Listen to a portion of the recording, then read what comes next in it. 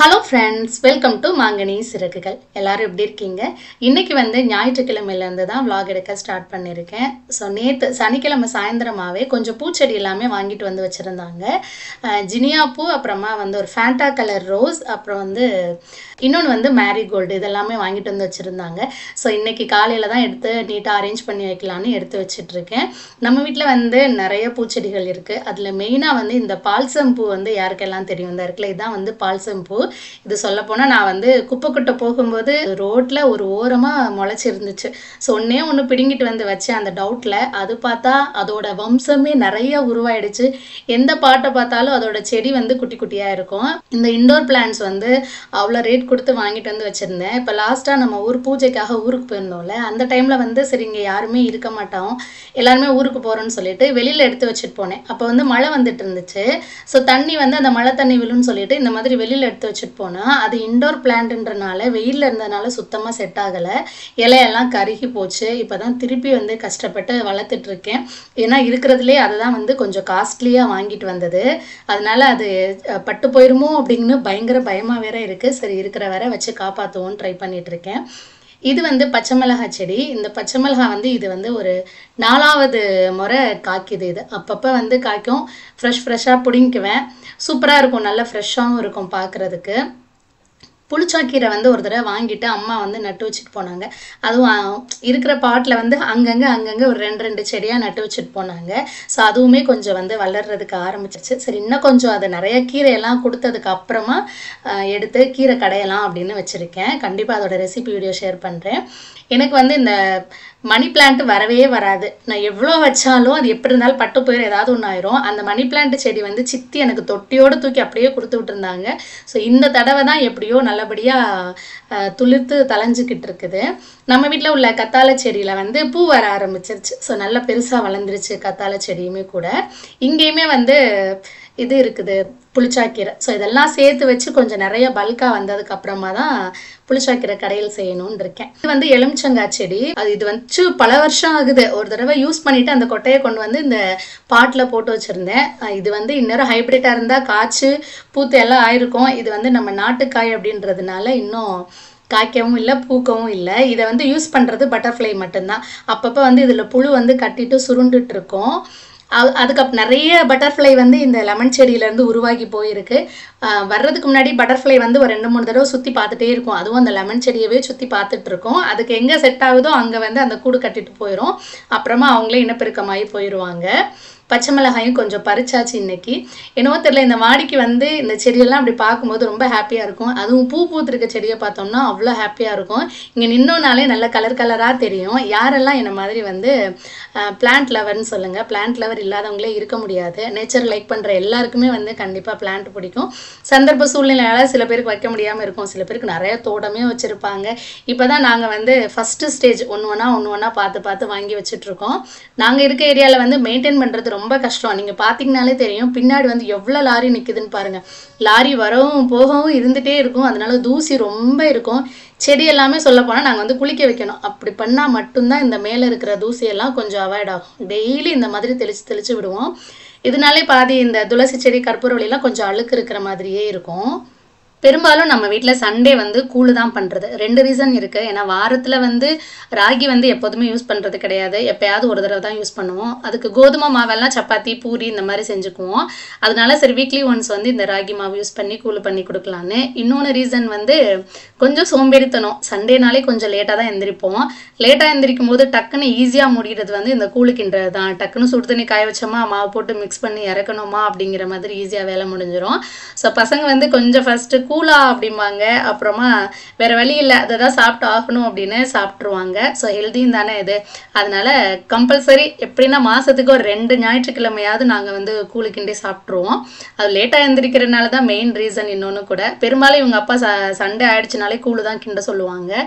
So பசங்க first கொஞ்சம் அடம் பிடிப்பாங்க, அப்புறம் சாப்பிட்ருவாங்க. ஸோ நானுமே வந்துட்டு மேலேருந்து ஃப்ரெஷ்ஷாக கொஞ்சம் பச்சை மிளகாய் பறிச்சிட்டு வந்தேன்னா அதை பார்க்கவுமே வந்து இந்த கூழோட சேர்த்து வச்சு சாப்பிட்ணும் ஆசை.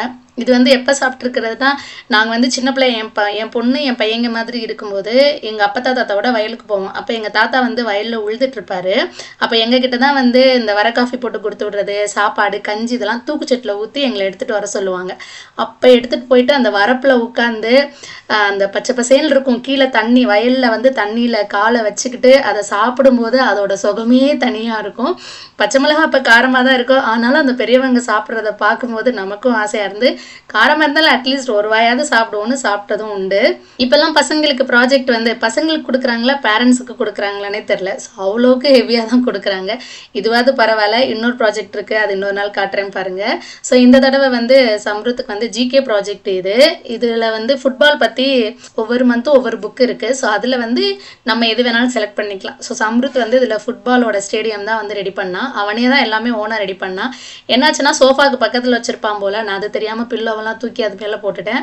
எனக்கு தெரியாது நீங்கள் பண்ணி தந்தாலே தரணும்னு சொல்லிட்டு ஒரே சண்டை என் கூட. அப்புறம் ஃபைனலாக அவங்க அப்பா வந்து கொஞ்சம் அடிஷ்னலாக கலர் எல்லாமே கொடுத்து இது பண்ணாங்க. மற்றபடி இந்த ஸ்டிக்கர் ஒட்டினது, அப்புறமா அந்த லைன் போட்டது, இது எல்லாமே வந்து சம்ருத் தான் ரெடி பண்ணிட்டு இருந்தான். சமீமா வந்து எப்படியெல்லாம் ஃபுட்பால் அடிக்கிறாங்கன்னு சொல்லிட்டு எக்ஸ்பிளைன் பண்ணிட்டு இருக்கா. வந்து செவ்வாய்க்கிழமை திருப்பரங்குன்றத்தில் வந்து இந்த கோலத்தோட ஷீட் வந்து வாங்கிட்டு வந்திருந்தேன். ஸோ அதை வந்து அதில் ஒட்டி வச்சுட்டேன். ஸோ ஃபோட்டோஸ்லாம் வாங்கிட்டு வரலான்னு பார்த்தேன்னா என் ஹஸ்பண்ட் வந்து இருக்கிற சாமி ஃபோட்டோஸே போதும், எதுவும் வாங்காதுன்னு சொல்லிட்டாங்க. அதனால அட்லீஸ்ட் அதாவது ஒன்று ஞாபகத்துக்கு வாங்கிட்டு வரும்னு சொல்லிட்டு அது மட்டும்தான் வாங்கிட்டு வந்திருந்தேன். வேறு எதுவுமே வந்து கோவிலுக்கு போயிட்டு ஒன்றுமே வாங்கிட்டு வராமல் தான் வந்திருந்தேன். ஸோ இப்போல்லாம் வந்துட்டு திங்கக்கிழமையே வந்து வீடு துடைச்சிருவேன். செவ்வாய்க்கிழமை துடைக்கிறத அவாய்ட் பண்ணிட்டேன். அதே மாதிரி வெள்ளிக்கிழமையும் மாற்றணும்னு நினைக்கிறேன், ஆனால் முடிய மாட்டேங்குது. ஸோ வியாழக்கிழமை துடைச்சிட்டோன்னா வெள்ளிக்கிழமை வந்து கொஞ்சம் வேலை ஈஸியாக முடியும்னு பார்த்துட்டு இருக்கேன். அது என்னவோ தெரியல, வெள்ளிக்கிழமை அன்னைக்கு துடைச்சாதான் வந்து வீடே சுத்தமாக இருக்கிற மாதிரி இருக்குது. பட் நிறைய பேர் சொல்லியிருக்காங்க வெள்ளி செவ்வாய் வந்து வீடு துடைக்கக்கூடாதுன்னு சொல்லிட்டு. இருந்தாலும் கொஞ்சம் கொஞ்சமாக சேஞ்ச் பண்ணணும் அப்படின்னு நினச்சிட்டு இருக்கேன். மாடியில் மட்டும் இப்போ வியாழக்கிழமை வந்து வீடு துடைச்சி விட்டுருவேன். ஆனால் வெள்ளிக்கிழமை காலையில் ஆயிடுச்சுனாலே கீழ் வீட்டை வந்து வெள்ளிக்கிழமை துடைக்கணும்னு தான் தோணுது. ஸோ அதையுமே கொஞ்சம் மாற்றணும்னு நினச்சிட்டு இருக்கேன். இப்போ வந்து நான் இந்த வேல் பூஜை பண்ணுறதுக்கு ஸ்டார்ட் பண்ணியிருக்கேன். ஸோ ஏற்கனவே வந்து ஷார்ட்ஸில் ஷேர் பண்ணியிருந்தேன். ஸோ திருச்செந்தூர் பழனி இதுக்கெல்லாம் போகிறதுக்கு முன்னாடி தான் வந்து ஃபஸ்ட்டு எனக்கு ஒரு கொஞ்ச நாளாகவே ஒரு மாதிரி ஒரு டிப்ரெஷனாக இருந்துச்சு. ஸோ அந்த டைமில் தான் வந்து நம்ம இப்போ இதெல்லாம் பார்ப்போம்ல, ஸோ வீடியோஸ்லாம் பார்க்கும்போது வந்து இந்த வேல் பற்றி, வேல்மாறல் பற்றி, வேல் பூஜை பற்றி எல்லாம் அடிக்கடி எனக்கு வந்துட்டே இருந்துச்சு. நிறைய பேர் நம்ம வாட்ஸ்அப்லேயே ஸ்டேட்டஸ் எடுத்தாலும் முருகனாக வந்துட்டே இருக்கும். நிறைய பேர் ஸ்டேட்டஸ் அந்த மாதிரியே வச்சுட்டு இருப்பாங்க. நம்ம ஏதாவது ஒன்று கிளிக் பண்ணோன்னா அது ரிலேட்டடாக தான் நமக்கு வந்துட்டே இருக்கும் யூடியூப் பொறுத்தவரை. ஸோ அப்படி தான் வந்து இது வந்துட்டே இருந்துச்சு. சரி என்னன்னு போய் பார்ப்போம் அப்படின்னு சொல்லிட்டு பார்க்கும்போது தான் வந்து இந்த வேல்மாறல், வேல் பூஜை இதை பற்றி எல்லாமே கொஞ்சம் தெரிய ஆரம்பித்தது எனக்கு. ஸோ அதுக்கப்புறம் நம்ம வந்து எந்த ஒரு சுச்சுவேஷனில் கடவுளை நோக்கி போவோம் அப்படின்னா, ரொம்ப கவலையாக இருக்கும்போது, ரொம்ப கஷ்டமாக இருக்கும்போது, ஏதோ ஒரு மனசு சங்கடமாக இருக்கும்போது வந்து சாமி கும்பிடுறதுக்கு நினைக்கும். எனக்கு பெரும்பாலும் அப்படி தான் தோணும். எதனா ஒரு கஷ்டம்னா ஃபஸ்ட்டு சாமியை தான் கும்பிடுவோம், அந்த மாதிரி தான் தோணும். ஸோ அப்படி தான் வந்து நானுமே இதை பற்றி தெரிஞ்சுக்கிட்டேன். சரி வேல்னா என்ன, வேல் மாறல் பூஜைன்னா என்ன, இதெல்லாம் பற்றி தெரிஞ்சுக்கிட்டேன். ஸோ அதுக்கப்புறம் எனக்கு ஒரு இன்ட்ரெஸ்ட் ஆச்சு, திருப்புகழ் வாங்கி படிக்கலாம் அப்படின்னு சொல்லிட்டு நான் வந்து 4 இது மொத்தமாக ஆர்டர் போட்டிருந்தேன். திருப்புகழ், அப்புறமா வேல்மாறல் புக்கு, ஒரு வேலு, கந்த சஷ்டி கவசம் புக்கு, இது 4மே வந்து அமேசானில் தான் ஆர்டர் போட்டிருந்தேன். அதோட லிங்க் வேணும்னாலும் உங்களுக்கு டிஸ்கிரிப்ஷன் பாக்ஸில் கொடுக்குறேன், தேவைப்பட்டவங்க செக் பண்ணி பார்த்துக்கோங்க. ஏன்னா ஷார்ட்ஸ்லேயுமே கேட்டிருந்தீங்க எங்கே வாங்கினீங்க இந்த புக்ஸ் எல்லாமே அப்படின்னு சொல்லிட்டு. ஸோ அமேசானில் அவைலபிளாக இருக்குது. ஆர்டர் வந்து போட்டிருந்தேன்னா திருப்புகழ் தான் எனக்கு ஃபஸ்ட்டு வந்துச்சு. ஸோ அந்த டைமில் தான் எனக்கு வந்து கோவிலுக்கு போகிறதுக்கான அந்த இதெல்லாம் வந்து பேசிகிட்டு இருக்காங்க என் ஹஸ்பண்டாக அவங்க ஃப்ரெண்ட்ஸ் எல்லாம். ஸோ திருச்செந்தூருக்கெல்லாம் போயிட்டு வரலாம் அப்படின்னு. அதுக்கு முன்னாடி இதில் வந்து மாக்கோளம் போடுறதுக்காக அரிசி மாவும் கொஞ்சம் போல் மஞ்சத்தூளும் மிக்ஸ் பண்ணியிருக்கேன். ஏன் மஞ்சத்தூள் மிக்ஸ் பண்ணியிருக்கேன்னா, என்னோட இந்த திண்டு வந்து ஒயிட் கலர் ஷீட் போட்டு ஒட்டியிருக்கேன். அதனால வெள்ளையில் மாவு போட்டோம்னா தெரியாது. அதனால கொஞ்சம் மஞ்சத்தூள் போட்டு மிக்ஸ் பண்ணிவிட்டு மாக்கோளம் வந்து போட்டுட்ருக்கேன். அந்த டைமில் தான் வந்து எனக்கு திருப்புகழ் தான் ஃபஸ்ட்டு என் கைக்கு வந்துச்சு. ஸோ அப்போ தான் வந்து இவங்க அப்பா சொன்னார், இந்த மாதிரி நம்ம வந்து கோவிலுக்கு போகிறதுக்காக பேசிகிட்டு இருக்காங்க அப்படின்னு சொல்லிட்டு. ஓ அப்படியா அப்படின்னு யோசிச்சுட்டே இருந்தோம். அப்புறம் ஒன்றா மறுநாள் வந்து கந்த சஷ்டி கவசம் புக் வந்துச்சு. அதுக்கப்புறம் வந்து எனக்கு வேலும் வேல்மாறல் புக்கும் வந்துச்சு. ஸோ இதெல்லாம் ஒன்றா வர இந்த கோவிலுக்கு போகணுங்கிற விஷயம் வந்து கொஞ்சம் தீவிரமாக ஆரம்பிச்சுது. ஃபஸ்ட்டு சொல்லப்போனால் எனக்கு வந்து இவங்க அப்பா எனக்கு முன்னாடி எதுவுமே சொல்லலை. ஆனால் ஏதோ பேசிகிட்டு இருக்காங்க அப்படிங்கிறது மட்டும்தான் தெரியும். நான் ஏற்கனவே வந்து இவங்ககிட்ட சொல்லியிருந்தேன், திருச்செந்தூருக்கு கோவிலுக்கு போயிட்டு வரலாமா அப்படின்னு. இவங்க சொன்னாங்க பார்க்கலாம், லீவ் வரும்போது போகலாம் அப்படின்னு சொல்லியிருந்தாங்க.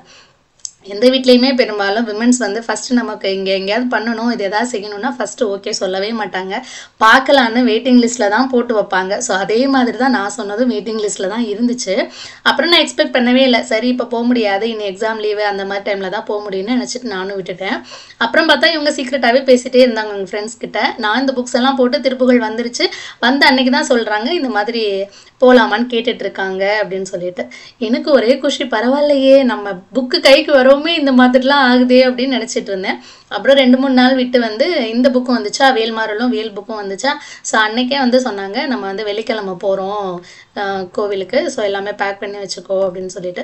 உண்மையாக சொல்லுங்கள், நம்ம போகணும்னு நினச்சிட்டு இருந்தது அது வந்து நம்ம போவோமா மாட்டோமா அப்படிங்கிற ஒரு டவுட்டில் இருந்துச்சு. ஸோ அது ரிலேட்டடான ஒரு புக் வந்து நம்ம கைக்கு, அது ரிலேட்டடான ஒரு பொருள் வந்து நம்ம கைக்கு வந்துச்சு. அதுக்கப்புறம் பார்த்தா நம்ம அந்த இடத்துக்கே போகலாம் அப்படிங்கிற மாதிரி தோணுச்சு. ஸோ எப்படி இருக்கும் சொல்லுங்கள் அந்த மனநிலை. அப்போ எனக்கு என்ன தோணுச்சுன்னா, ஃபஸ்ட்டு கடவுள் நானே வந்து உன்னை அழைச்சிட்டு போகிறேன் வா அப்படின்னு சொல்லி என் வீட்டுக்கு வந்து என்னை கூட்டிகிட்டு போகிற மாதிரியான ஒரு ஃபீல் வந்து இருந்துச்சு.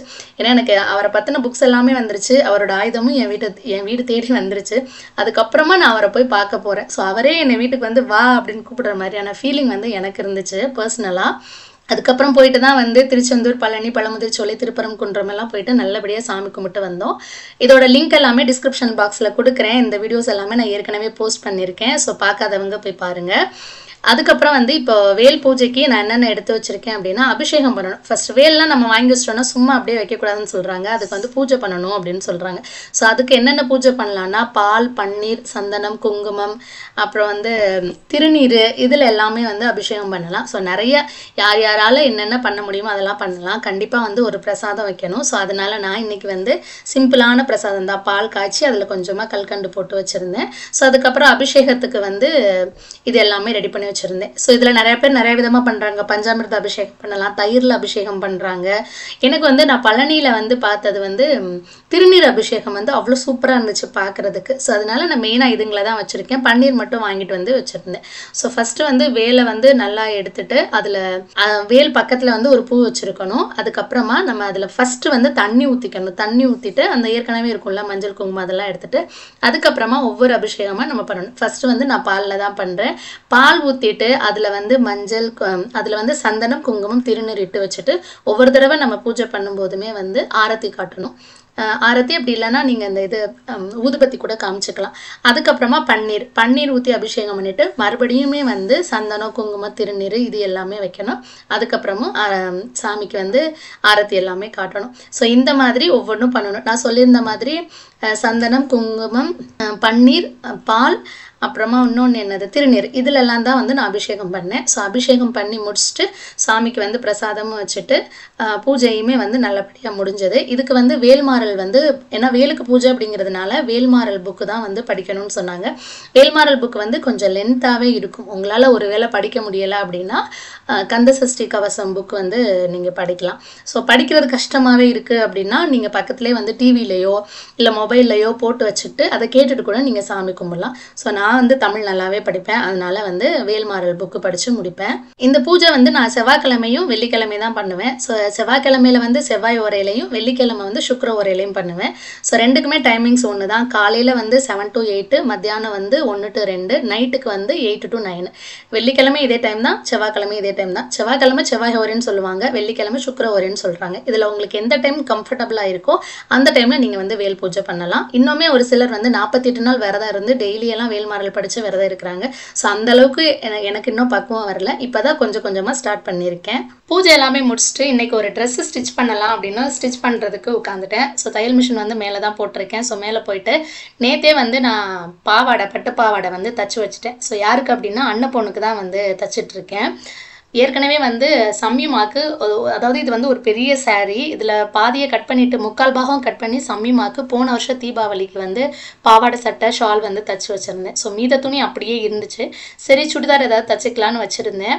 அது வந்து பாவாடை சட்டை போட்டால் தான் அழகாக இருக்கும். ஸோ அதுவும் வந்து குட்டி குழந்தைங்களுக்கு பண்ணால் தான் அழகாக இருக்கும். ஸோ அவளுக்கு தாரிக்காக்கு கரெக்டாக இருக்கும்னு அவளுக்கு தைக்கிறதுக்கு ஸ்டார்ட் பண்ணேன்.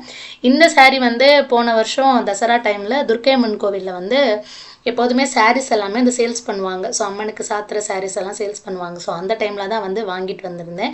ஸோ அது ஃபஸ்ட்டு டைம் அப்படிங்கிறதுனால சம்மிமாக்கு தைச்சி கொடுத்தேன். ஸோ மீதம் அப்படியே இருந்துச்சு. அதனால் இதை வந்து தாரிகாவுக்கு தைச்சிடலாம் அப்படின்னு பட்டு பாவாடை சட்டை தான் தைச்சிட்ருக்கேன். நான் வந்து இது நிறைய வீடியோஸ் வந்து ரெஃபர் பார்ப்பேன். நான் ஏற்கனவே வந்து சொல்லியிருந்தேன் டெய்லரிங் கிளாஸ் வந்து போனேன் அப்படின்னு சொல்லிட்டு. பட் எனக்கு வந்து அது செட் ஆகலை. அதுக்கப்புறம் ஊருக்கு வேறு கொஞ்சம் நாளில் போயிட்டோம். ஒரு 2 மாதம் மட்டும் ப்ளவுஸ் ஸ்டிச்சிங் மட்டும்தான் கற்றுக்கிறதுக்கு போயிருந்தேன். ஸோ அது வந்து அவ்வளோவா அஃபிஷியலாக இல்லை அங்கே நான் போன இடம். ஸோ அதனால் எனக்கும் அவ்வளோவா இன்ட்ரெஸ்ட் இல்லை, அங்கே விட்டாச்சு. அதுக்கப்புறம் இப்போ வந்து யூடியூபே ரெஃபர் பண்ணிக்கிறது. யூடியூபே பார்த்து எப்படி எப்படி தைக்கிறாங்கன்னு நிறையா சேனல் பார்த்து ரெஃபர் பண்ணிக்குவேன். ஸோ அதில் எனக்கு எது கம்ஃபர்டபுளாக இருக்கோ, ஏன்னா இப்போ இவளோட அளவு எல்லாமே எனக்கு தெரியாது. அப்போ வந்து ஒவ்வொரு ஏஜுக்கும் உள்ளது 3 இயர்ஸா 4 இயர்ஸா 2 இயர்ஸா அப்படின்னு போட்டோம்னாலே நிறைய பேர் வந்து சூப்பராக சொல்லி கொடுக்குறாங்க. ஸோ அதை பார்த்து யாராவது நம்ம, ஆனால் இதில் என்ன ஒன்றுனா யாராவது ஒருத்தரை பார்த்துட்டோன்னா அவங்களே பார்த்து முழுசாக தைச்சிடணும். இடையில மாற்றி பண்ணோம் அப்படின்னா ரொம்ப கன்ஃபியூஸ் ஆகும். ஸோ நான் அப்படி தான் வந்துட்டு பாவாடை ஒருத்தவங்கள்ட்ட பார்த்துக்கிட்டேன், சட்டை வந்து இன்னொருத்தவங்க தைக்கிறது எப்படின்னு பார்த்து அப்படி தான் வந்து பண்ணிகிட்ருக்கேன். ஸோ கீழே வந்து அந்த ப்ரில் வச்ச மாதிரி வரும்ல, இப்போல்லாம் வந்து பட்டு பாவாடை சட்டைக்கு அப்படி தானே இருக்குது. ஸோ அந்த இது பண்ணலான்னு அந்த இதுக்கு தான் ப்ரில் வச்சுட்ருக்கேன். கை வந்து பஃப் ஸ்லீவ் தான் வந்து வச்சுட்ருக்கேன். ஸோ சின்ன குழந்தைகளுக்கு வந்து பஃப் ஸ்லீவ் போட்டால் நல்லாயிருக்கும் அப்படின்னு. ஸோ பஃப் ஸ்லீவ் தான். எனக்கு என்னவோ வந்து சட்டை கொஞ்சம் சின்னமான மாதிரி ஃபீல் ஆச்சு. ஆனால் வந்து இப்போ அந்த பசங்களுக்கு கொஞ்சம் ஃபிட்டாக இருந்தால் தான் அழகாக இருக்கும். ரொம்ப டொம்மான்னு இருந்துச்சுன்னா ஒரு மாதிரி இருக்கும்ல. ஒரு வழியாக வந்து ஃப்ரண்ட்டு, அப்புறம் வந்து ஸ்லீவு, அப்புறம் வந்து அந்த ப்ரில்லு, இந்த 3மே வந்து தச்சு முடிச்சிட்டேன். ஸோ இப்போ இப்படி தான் இருக்குது. சட்டையோட முன்பக்கம் வந்து இப்படி தான் இருக்குது. ஸோ கொஞ்சம் வந்து தூக்கிக்கிட்டே இருந்துச்சு. இதை வந்து நம்ம அயன் பண்ணோன்னா தான் கொஞ்சம் ஸ்டிஃபாக இருக்க மாதிரி இருக்கும். இதெல்லாமே வந்து நல்ல பட்டு, எப்படி சொல்கிறது, நல்ல ஸ்டிஃபாக இருக்கிற மாதிரி இருந்துச்சு இதோட இது. ஸோ ஃபைனல் லுக் வந்து ஃப்ரண்ட் சைடு உள்ளது இப்படி தான் இருக்குது. ஸோ எப்படி இருக்குன்னு சொல்லுங்கள். இப்போ வந்து நான் 2 பக்கமும் ஜாயின் பண்ணிவிட்டு ஸ்லீவ் வந்து அட்டாச் பண்ணிகிட்ருக்கேன். ஸோ ஃபஸ்ட்டெல்லாம் வந்து ஸ்லீவ் ரொம்ப கஷ்டமாக இருக்கும். அதே மாதிரி ஜாயின் பண்ணுறதுலையும் அப் அண்ட் டவுன் ப்ராப்ளம்ஸ் எல்லாம் நிறைய எனக்கு வந்துகிட்டே இருந்துச்சு. ஸோ மத்தியானமாக நான் வந்து தைக்கிறதுக்கு உட்கார ஆரம்பித்தேன். நைட் வரை வந்து தைச்சிட்டே இருந்தேன். ஸோ ஃபைனலாக வந்து சட்டை தைச்சு முடிச்சாச்சு. பின்னாடி வந்து ஹூக்ஸ் மட்டும்தான் வந்து தைக்கணும். எப்படி இருக்குன்னு பார்த்து சொல்லுங்கள். ஸோ ஆனாலுமே வந்து இன்னும் கொஞ்சம் டெவலப் ஆகணும். ஒரு சில மிஸ்டேக்ஸ் எல்லாமே இருக்குது. இன்னும் கொஞ்சம் நிறையா வந்து கற்றுக்கணும்னு நினைக்கிறேன் டெய்லரிங்கில் மட்டும் நம்ம தைக்கிறதுக்கு உட்காந்துட்டோம் அப்படின்னா சீக்கிரம் எந்திரிக்கிறதுக்கு மனசே வராது. இன்னும் தைக்கணும் லேட் எவ்வளோ டைம் ஆனாலும் பரவாயில்ல, நம்ம உட்காந்து தைச்சிட்டே இருப்போம். அந்த மாதிரி ஒரு இன்ட்ரெஸ்ட் வந்து ரொம்ப இன்வால்வ் ஆகிடுவோம் டெய்லரிங்கில் மட்டும் உட்காந்துட்டோம் அப்படின்னா. ஸோ நேற்று தைச்ச பாவாடை இப்படி தான் இருக்குது. எனக்கு வந்து ஸ்கர்ட் வந்து ரொம்ப பிடிச்சிருந்துச்சு. சூப்பராக வந்துருந்துச்சு ப்ரில் எல்லாமே. ஸோ ஃபைனல் லுக் இப்படி தான் இருக்குது. எப்படி இருக்குன்னு சொல்லுங்கள். எனக்கு வந்து நீ அவள் போட்டு பார்க்கும்போது எப்படி இருக்குமோ, அவளுக்கு ரொம்ப டைட்டாக இருக்குமோ அப்படிங்கிற மாதிரியே வந்து தோணிகிட்ருக்கு. எப்படி இருக்குன்னு தெரில. போட்டு பார்த்துட்டு ஃபோட்டோ எடுக்க சொல்லுவோம். அவ்வளோதான் ஃப்ரெண்ட்ஸ், இதோட நம்ம விலாகு முடியுது. நம்ம விலாக் உங்களுக்கு பிடிச்சிருந்துச்சு அப்படின்னா மறக்காமல் நம்ம சேனலை லைக் பண்ணி சப்ஸ்கிரைப் பண்ணி வச்சுக்கோங்க. அப்படியே அந்த பெல் ஐக்கானையும் கிளிக் பண்ணிடுங்க. அப்போ தான் நான் அப்லோட் பண்ணுற வீடியோஸோட நோட்டிஃபிகேஷன்ஸ் எல்லாமே உங்கள் மொபைலுக்கு வரும். நான் இன்னொரு வீடியோவில் உங்கள் எல்லாரையும் சந்திக்கிறேன். அது வரைக்கும் நன்றி.